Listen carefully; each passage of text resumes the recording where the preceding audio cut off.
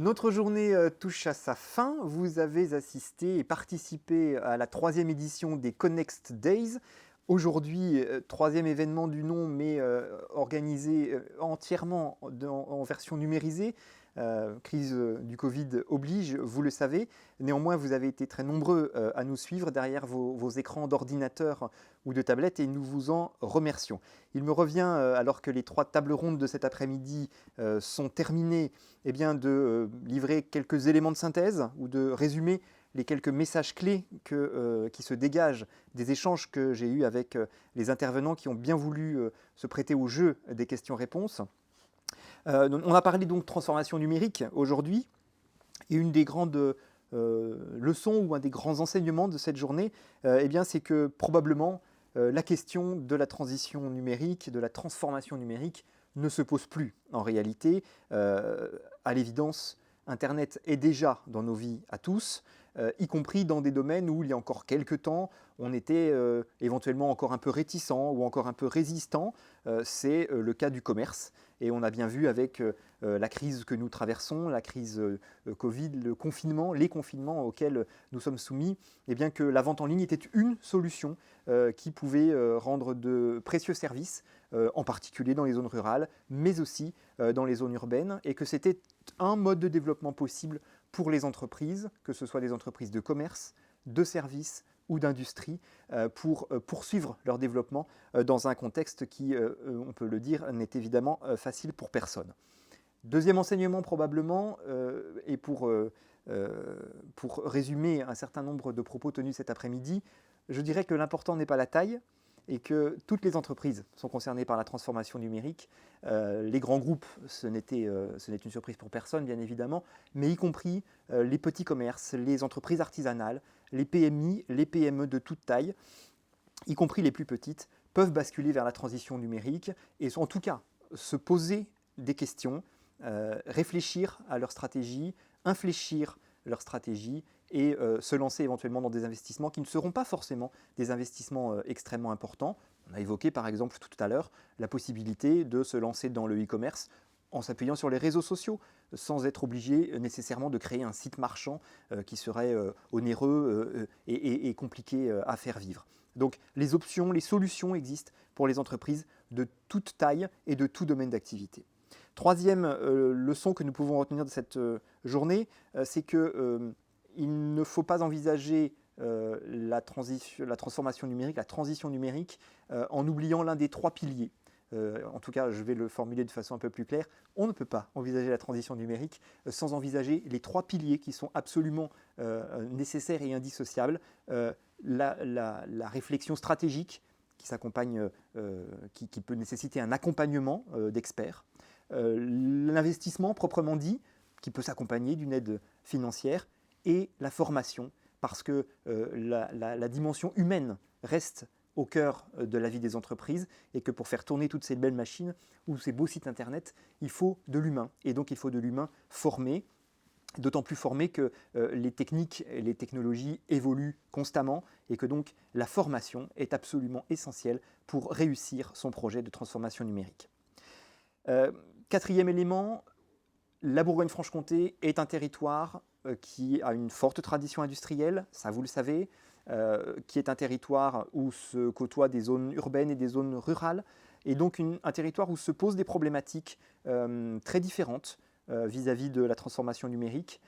Mais en tout cas, personne n'est épargné par cette nécessaire réflexion, et il existe partout sur le territoire des dispositifs et des acteurs qui permettent aux entreprises d'être accompagnées. Et donc c'est absolument nécessaire d'aller pousser les bonnes portes, d'aller frapper à la porte de gens qui peuvent accompagner les entreprises, quelle que soit leur taille et quel que soit leur domaine d'activité. Nous sommes à Nice-et-Fort-Cité, donc il est éventuellement tout à fait pertinent que je précise que Nice-et-Fort-Cité est une des portes d'entrée possibles, en particulier, bien entendu, dans le domaine de l'image, ici à Chalon-sur-Saône. Mais nous avons tout à l'heure évoqué le rôle du CETIM, le rôle de la région, par exemple dans le programme des industries du futur. Je dirais, pour conclure cette synthèse, que nous avons entendu cet après-midi beaucoup de témoignages, nous avons recueilli beaucoup d'expériences d'entreprises qui se sont lancées. On a entendu qu'elles avaient tâtonné, qu'elles avaient tenté le coup, que ça avait plus ou moins bien marché, pas forcément tout de suite, que pour certaines d'entre elles, eh bien, le processus est en cours et qu'il porterait ses fruits peut-être que dans quelques années. Mais en tout état de cause, on apprend des autres. Et en l'occurrence, c'est tout l'intérêt d'un lieu comme celui où nous sommes aujourd'hui, c'est d'être un lieu de ressources, un lieu de réflexion et un lieu d'échange. Et c'est un des grands objectifs des Connex Day. Nous espérons bien entendu que cet objectif a été atteint pour vous qui nous avez suivis. La transformation numérique, c'est d'abord et avant tout l'ouverture large d'un immense champ des possibles. Ce sont de nouveaux services qui sont possibles pour vos entreprises. C'est de nouvelles façons de travailler. On l'a vu tout à l'heure aussi. On a vu par exemple comment l'impression 3D, qui est une invention technologique, avait des impacts très forts sur l'organisation de l'entreprise, sur l'organisation du travail dans l'entreprise et sur la formation des gens. Donc le champ des possibles est ouvert grâce au numérique et c'est une occasion inespérée de se réinventer. Voilà le mot que je voulais donner pour conclure cette synthèse à l'issue de nos Connex Days. Je vous remercie infiniment de votre écoute, de votre participation à distance à cet événement. On aura peut-être, en tout cas nous l'espérons tous, le plaisir de se retrouver physiquement pour la 4e édition des Connex Days.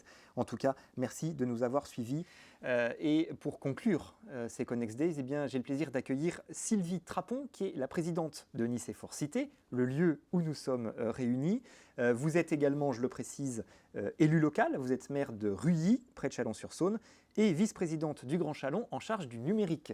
Ça tombe bien puisqu'aujourd'hui, on a parlé transition numérique toute la journée et notamment cet après-midi, on a parlé e-commerce, on a parlé impression 3D, on a parlé industrie du futur. La transition numérique, moi j'ai l'impression, pour avoir entendu les intervenants cet après-midi, que ce n'est plus une question, c'est plus un choix. Non, c'est un sujet aujourd'hui, c'est devenu indispensable. C'est une évidence. On voit bien que notre société, bien avant cette crise du Covid, elle avait déjà évolué dans ce sens. Les entreprises y voyaient leur intérêt, que ce soit pour leur compétitivité et pour la recherche de marché.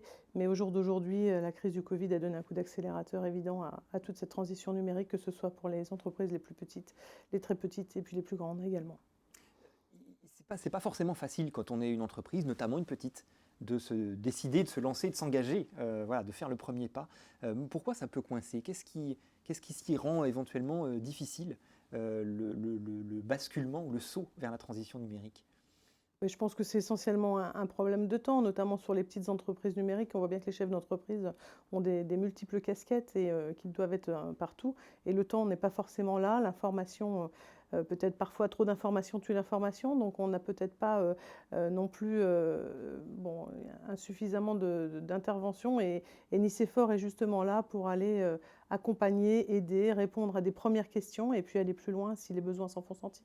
Justement, Nice et Fort-Cité, dans les années 1990, j'ai souvenir que ça avait été imaginé d'abord comme un lieu d'accueil pour des entreprises, une pépinière, voilà, avec des entreprises, des startups, des entreprises innovantes. C'est en train de devenir, du coup, bien autre chose, bien plus que cela. Oui, tout à fait.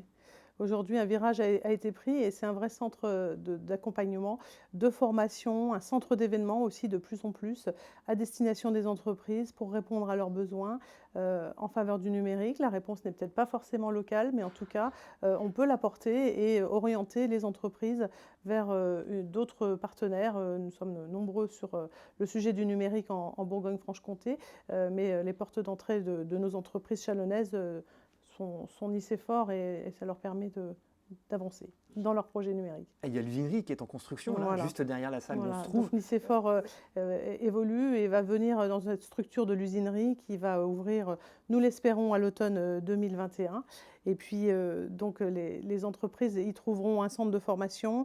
Nos partenaires seront l'ENSAM, le CNAM et cet espace d'événements, de formation devra être encore plus une réponse à nos entreprises locales. Donc ça, c'est l'ouverture, la mise en service est Oui. prévue pour l'automne 21. L'automne 2021. On l'espère. On espère les prochains Connex Days, on pourra visiter l'usinerie. Bah écoutez, je l'espère. Si ce n'est pas en réel, ce sera en visuel. Plus largement que Nice et Fort-Cité, vous êtes maire d'une petite commune près de Chalon-sur-Saône. Merci de le rappeler. Quel est le rôle des collectivités? Parce que les collectivités, elles ont un rôle dans ces changements sociétaux assez profonds. Oui, c'est l'échelon principal de lien avec les habitants. Aujourd'hui, on a un grand thème du mandat du Grand Chalon qui est l'inclusion numérique. Et aujourd'hui, l'inclusion numérique, c'est un vrai défi de société et parvenir capter l'autonomie des habitants et les rapprocher de de leurs concitoyens et de leurs besoins et d'être là pour répondre à leurs questions, c'est évidemment les communes qui sont les premiers concernés par ce souci. Et on voit ça à tous les échelons, hein, que ce soit des enfants qui ont été contraints de faire l'école à domicile il y a quelques mois. Peut-être ça reviendra. Donc en tout cas, c'est déjà un premier pas. On a nos aînés qui aujourd'hui se retrouvent loin de leur principale préoccupation rien que sociale. Aujourd'hui, se connecter sur son compte d'Amélie, sur le compte de la CAF, sur le compte de l'État avec son centre, simplement sa déclaration d'impôt. Comment fait-on aujourd'hui quand on est comme ça exclu de de tous ces outils et qu'on ne sait pas comment s'y prendre?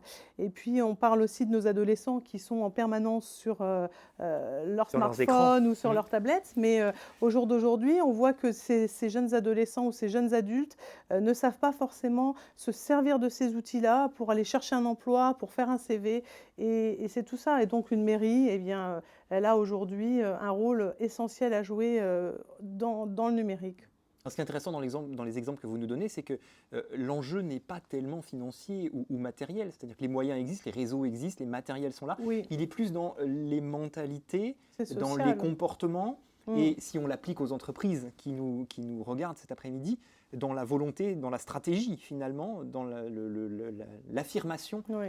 d'une stratégie misant sur le numérique. Oui.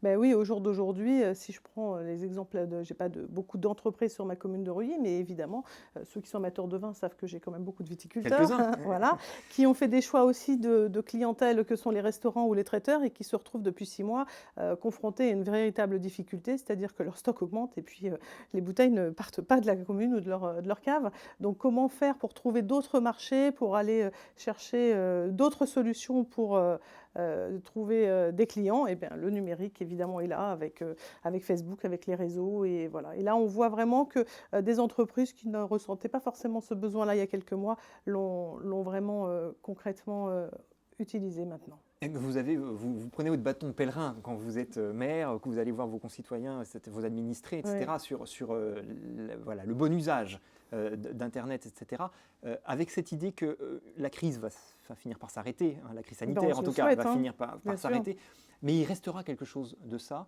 et le numérique aura progressé, ou connu un coup d'accélérateur en tout Oui. cas, au cours de cette crise. Ça va changer durablement Ah nos oui, façons de travailler et oui. de consommer.